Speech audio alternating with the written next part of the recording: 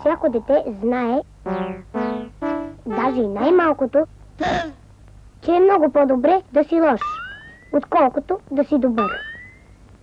Да бъдеш добър е много скучно. А освен това и уморително.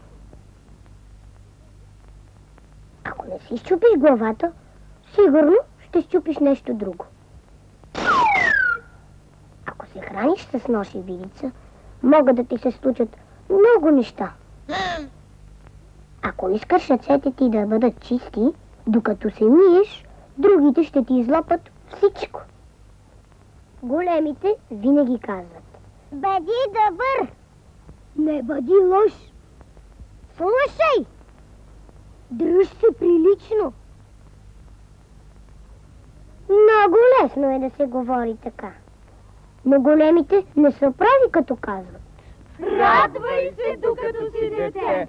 Радвай! Радвай се, докато си дете. Всяко дете, даже и най-малкото, знае, че е много по-добре да си голям. Защото големите обличат каквото си искат. А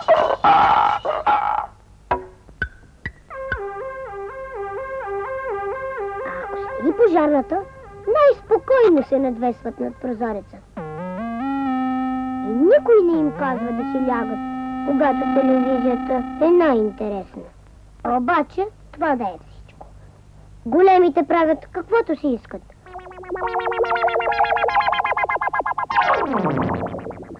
А малките трябва да правят това, което искат големите.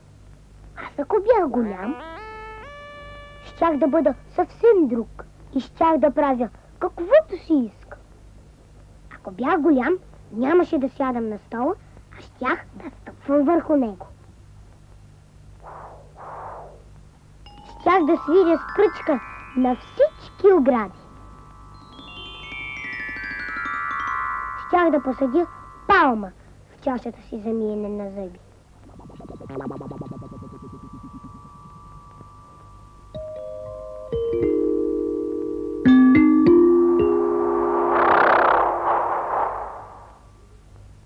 Ако бях голям, щях винаги да ходя бос.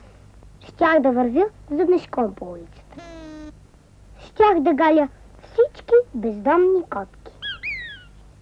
Ако бях голям, винаги щях да се клатя на стола, когато съм на гости. Никога нямаше да изтривам пред вратата мръсните си крака.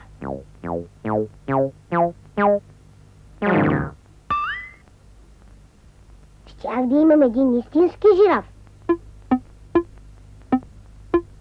който да стои над леглото ми.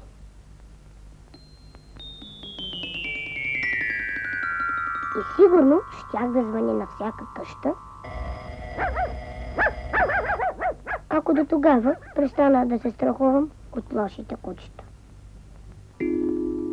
Ако бях голям, щях да се оженя за момиче, което пищи като види жаба, ама не казва, че го е страх.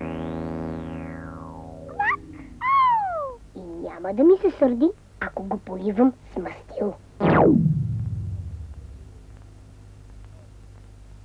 Ние ще си пълзим по земята, колкото си искаме. И ще надуваме свирки с всичка сила. Тогава ние ще сме големите. И няма да има кой да ни се кара и да вика: престанете, защото ще полудея. Ако бях голям и женен, щяхме да живеем в къща, в която мога да си ритам топка и да отглеждам в саксия буабаб.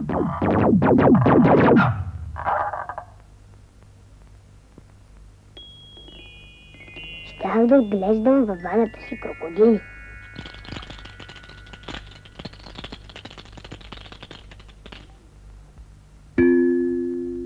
Ако бях голям и женен, щях да имам много деца.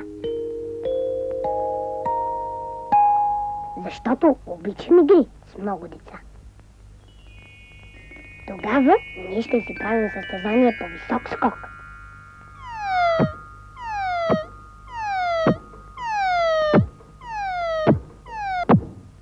избягване с скейтборд. И винаги ще печеля аз. А децата ще могат да се гордеят със своя татко. Моите деца ще могат да одуват колкото мен. А когато сме на гости, всички ще си седим под масата. Всички ще ходим заднешком по улицата.